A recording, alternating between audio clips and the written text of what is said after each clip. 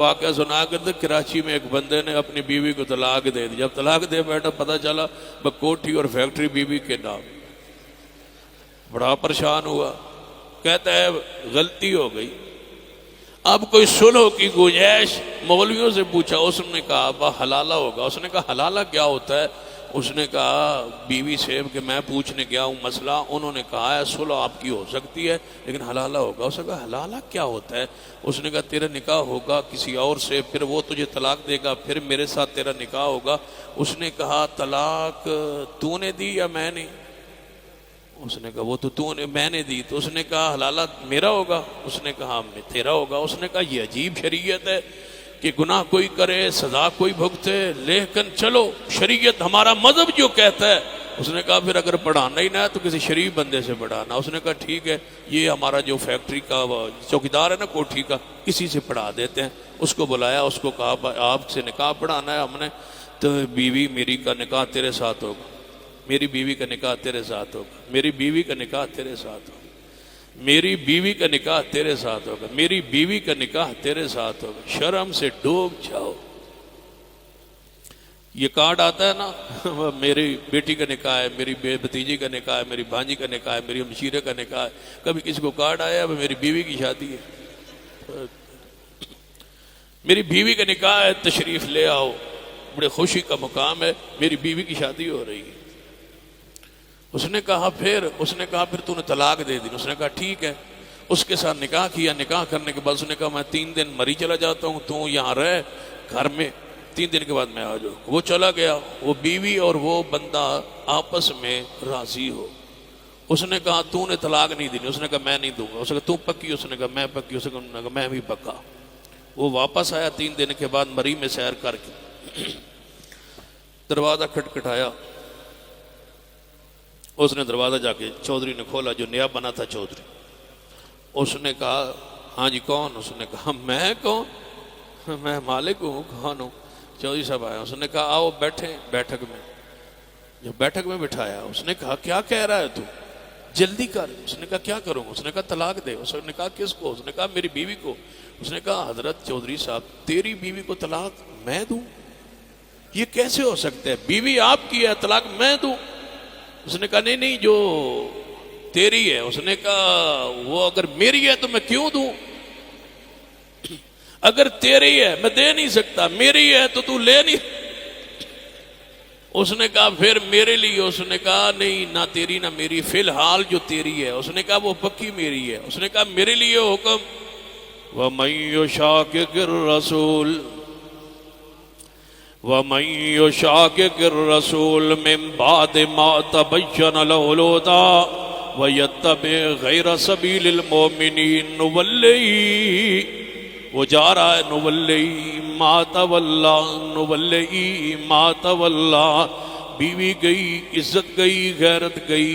نُوَلِّهِ مَا تَوَلَّىٰ وَنُصْلِهِ جَهَنَّمَ وساعت مسیرا.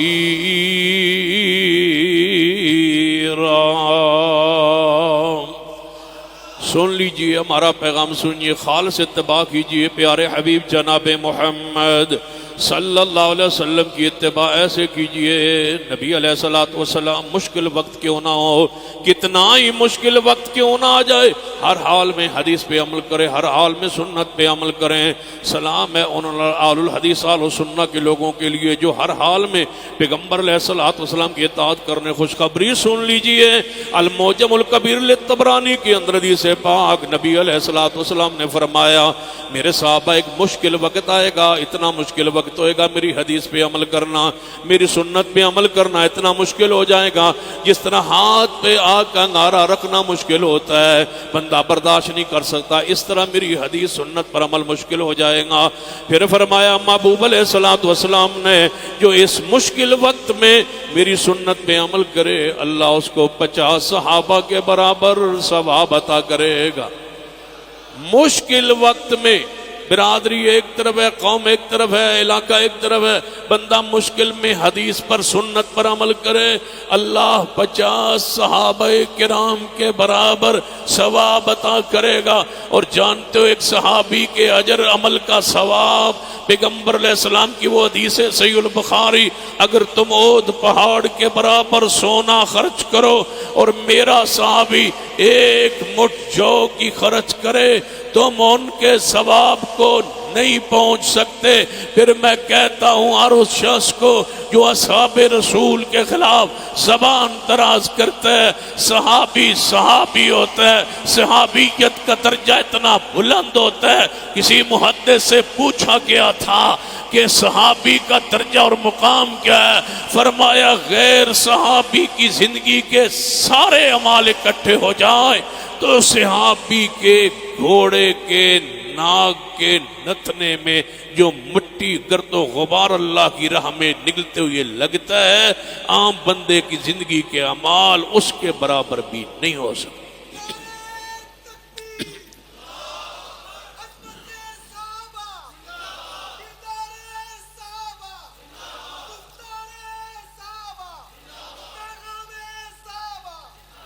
کہاں عام آدمی اور کہاں صحابی؟ صحابہ کرام کے خلاف بولنے سے پہلے سوچ لیا کرو تمہاری اپنی حیثیت قد کاٹ کیا ہے۔ کس کو کہہ رہے ہو؟ صحابی رسول کو جس پہ اللہ راضی ہے، اس کو برا کہہ رہے ہو۔ کہتے ہیں فلاں جو صحابی ہے اس کی شان میں کوئی قرآن کی آیت حدیث ہے۔ میں نے کہا ایک آیت بھی نہ ہو، صحابی ہونا کوئی تھوڑی شان ہے؟ صحابی جو ہوئے، امیر معاویہ رضی اللہ تعالیٰ کی شان پر آیات اور احادیث موجود ہیں، لیکن سن لو ایک آیت بھی اور حدیث نہ ہو تو معاویہ کے لیے اتنا ہی کافی ہے کہ وہ میرے مصطفیٰ کا صحابی ہے۔ امیر معاویہ مصطفیٰ کا۔ ایک بندہ کہتا ہے وہ امیر معاویہ کا معنی کیا ہے؟ ان کو تکلیف ہے معنی سے۔ کہتے ہیں معاویہ کا لغوی معنی کیا ہے؟ میں نے کہا لغوی معنی جو بھی ہو، جب حضور نے فرما دیا معاویہ دھل نہیں گیا، نام پخیزہ نہیں ہوا، جب حضور نے فرمایا وہ معاویہ ہے۔ کہنے لگے معاویہ کہتے کس کو ہے؟ تو اس کے معنی پہ غور کرو۔ میں نے کہا معاویہ ایک ستارے کا نام ہے جو رات کے 2-2:30 بجے چڑھتا ہے آسمان پر۔ جب وہ چڑھے نا تو پنڈ دیہات میں جتنے کتے ہوتے ہیں وہ اتنے اوپر منہ کر کے کوک مارتے ہیں، بھونکنا شروع کر دیتے ہیں۔ کہتے ہیں معاویہ کس کو کہتے ہیں؟ میں نے کہا معاویہ اس ستارے کو کہتے ہیں جس کو کتے بھونکیں۔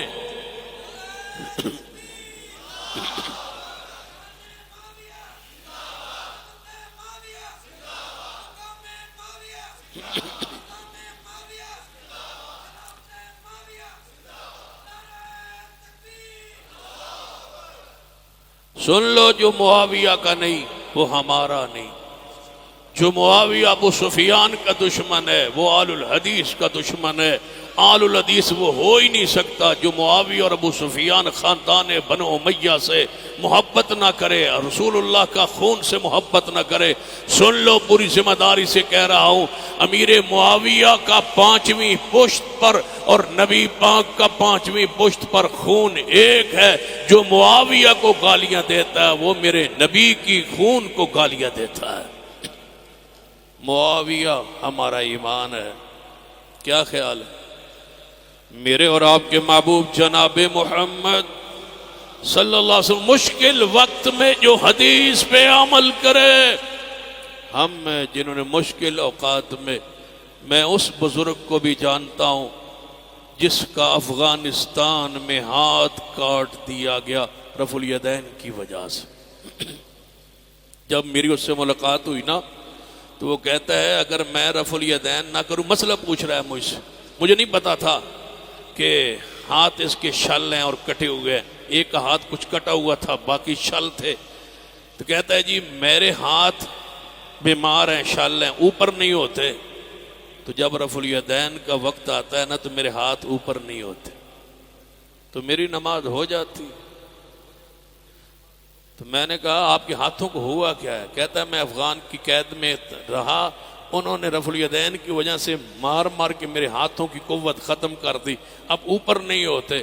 میں نے کہا بزرگوں پریشان نہ ہو، تمہیں تو 2 ثواب ہوتا ہوگا۔ جب رفع الیدین کا وقت ہوگا اور تم ہاتھ اٹھاتے کی کوشش کرو گے اور آگے ہاتھ نہیں اٹھتے ہوں گے، تمہیں تو دوہرا ثواب ہوتا ہوگا نا کہ تمہاری ہاتھ شل ہی پیغمبر کی سنت کی وجہ سے ہو۔ جانتے ہو غزنوی خاندان کو کہا گیا تھا کابل چھوڑ دو یا آمین اور رفع الیدین چھوڑ دو، تو خاندان غزنویہ کے چشم و چراغ نے فرمایا تھا رفع الیدین نہیں چھوڑ سکتا، کابل کو چھوڑ سکتا ہو۔ ہم نے قربانیاں دی ہے، ایک ایک سنت پر پیرا دیا ہے، ایک ایک سنت پر۔ لوگ ہم سے پوچھتے ہیں، ایک بندہ مجھ سے پوچھتا ہے رفع الیدین نہ کریں تو نماز ہو جاتی ہے؟ میں نے کہا تم اختیار کس نے دیا ہے یہ مسئلہ پوچھنے کا؟ یہ سوال ہی باطل ہے، کبھی سوال ایسا نہ کیا کرو رفع الیدین کے بغیر نماز ہو جاتی ہے۔ تم کون ہو یہ کہنے والے، یہ سوال کرنے والے کہ رفع الیدین کے بغیر نماز ہو جاتی ہے یا نہیں؟ تم مفتیان کہاں سے پیدا ہوئے ہو؟ صرف یہ پوچھو کہ رفع الیدین حضور نے کیا ہے یا نہیں کیا۔ جب کیا ہے تو پھر تم کون ہوتے ہو کہنے والے اس کے بغیر ہوتی ہے یا نہیں ہوتی؟ اللہ کی قسم ہم کبھی بھول کے بھی اپنے رفع الیدین نہیں چھوڑ سکتے۔ ہمیں اس سنت سے اتنا پیار، اتنی لذت محسوس ہوتی ہے، ہمارے ہاتھ سنت کے عادی ہو گئے، بے خیالی میں اٹھتے ہیں، محمد کی سنت کی عادت پڑ گئی ہے۔ تمہیں لذت کیسے آئے؟ تم نے سنت کی لذت کو چکھا ہی نہیں، اس حلاوت کو چکھا ہی نہیں۔ ہم سے پوچھو، وہ 11ویں کی کھیر میں مٹھاس نہیں جو رفع الیدین میں مٹھاس۔ یہ بندہ کہتا ہے، میں نے کہا ہم جب آمین کہتے ہیں نا ہمیں ایسے محسوس ہوتا ہے جیسے منہ میں چینی پڑ گئی، مٹھاس۔ کہتا ہے میں نے تو کہی ہے میرے تو منہ میٹھا نہیں ہوا۔ میں نے کہا پھر آپ کو بخار رہا ہوگا، آپ بیمار ہوں گے۔ جو بیمار ہو نا اس کا منہ میٹھا نہیں ہوتا۔ منہ کس کا میٹھا ہوتا ہے؟ قُلْ إِن كُنتُمْ تُحِبُّونَ اللَّهَ فَاتَّبِعُونِي يُحْبِبْكُمُ اللَّهُ وَيَغْفِرْ لَكُمْ ذُنُوبَكُمْ وَاللَّهُ غَفُورٌ رَحِيمٌ۔ خالص اتباع کرے جو محمد مصطفیٰ صلی اللہ علیہ وسلم کی، اس کا منہ میٹھا ہوتا ہے، لذت محسوس ہوتی ہے، تسکین محسوس ہوتی ہے، سکون محسوس ہوتا ہے کہ میں نے سنت پر عمل کی ہے۔ اور رفع الیدین تو ایسی سنت ہے، ایسی سنت ہے، ایسی سنت ہے۔ جو لوگ کہتے ہیں نا کہ رفع الیدین کے بغیر نماز ہو جاتی ہے، میں اس سے پوچھتا ہوں کہ کیا پوچھا ہے آپ نے؟ جی رفع الیدین کے بغیر نماز ہو جاتی ہے؟ میں نے کہا نہیں ہوتی۔ میں کہتا ہوں بھائی نہیں ہوتی، میں کہہ رہا ہوں نہیں ہوتی۔ آپ شروع کریں رفع الیدین کے بغیر نماز، کیسے شروع کریں گے؟ کہتا ہے جی وہ ایسے، میں کہنا ایسے یہ رفع الیدین ہے نا؟ کہتا ہے ہاں جی۔ تو میں نے کہا اس کے بغیر شروع کرنا، کیسے شروع کرے گا؟ کہتا ہے یہ میں نے نہیں پوچھا، میں نے رکوع والا پوچھا ہے۔ میں نے کہا میں یہیں سے شروع کر رہا ہوں۔ شروع سے رفع الیدین نماز کا آغاز ہوتا ہی رفع الیدین سے۔ شروع کیسے ہوگی رفع الیدین کے بغیر نماز؟ ہاتھوں تو اٹھانا پڑے گا۔ کہتا ہے یہ نہیں پوچھا، رکوع والا پوچھا ہے۔ میں کہتا ہوں تو نے یہ کیوں نہیں پوچھا؟ پہلا پوچھ، یہ تو روزانہ کرتا ہے؟ کہتا ہے ہاں۔ میں نے کہا دلیل دے کہ پہلا رفع الیدین ہر نماز کے شروع والا رفع الیدین یہ فرض ہے، واجب ہے، ضروری ہے، اس کے بغیر نماز ہوتی ہے نہیں ہوتی؟ یہ فتویٰ دے۔ جو فتویٰ پہلے کے بارے میں میں لکھ کے دیتا ہوں وہی فتویٰ دوسرے کے بارے میں۔ اگر پہلا فرض ہے دوسرا فرض ہے، پہلا سنت ہے دوسرا سنت ہے، پہلا واجب ہے تو دوسرا واجب ہے، پہلا مستحب ہے تو دوسرا مستحب ہے، پہلا جائز ہے تو دوسرا جائز ہے۔ اگر پہلے کے بغیر نہیں ہوتی میں لکھ کے دیتا ہوں، پھر دوسرے کے بغیر بھی نہیں ہوتی۔ اگر پیغمبر نے پہلا ہمیشہ کیا ہے تو دوسرا ہمیشہ کیا ہے۔ جس طرح اس کے بغیر نماز شروع نہیں کی، اسی طرح رکوع کو بغیر رفع الیدین کے بغیر پیغمبر نے رکوع نہیں کیا۔ میں اس وقت آپ کے سامنے باوضو حاضر ہوں، رب اکبر کی قسم ہے قرآن کو تو ہاتھ میں لے کے کہہ سکتا ہوں، سر پہ کہو تو اٹھا کے کہہ سکتا ہوں، بیت اللہ کے اندر داخل ہو کے غلاف کعبہ پکڑ کے کہہ سکتا ہوں، میرے پیغمبر نے ایک نماز کی ایک رکعت کا ایک رکوع بھی رفع الیدین کے بغیر نہیں کیا، نہیں کیا، نہیں کیا۔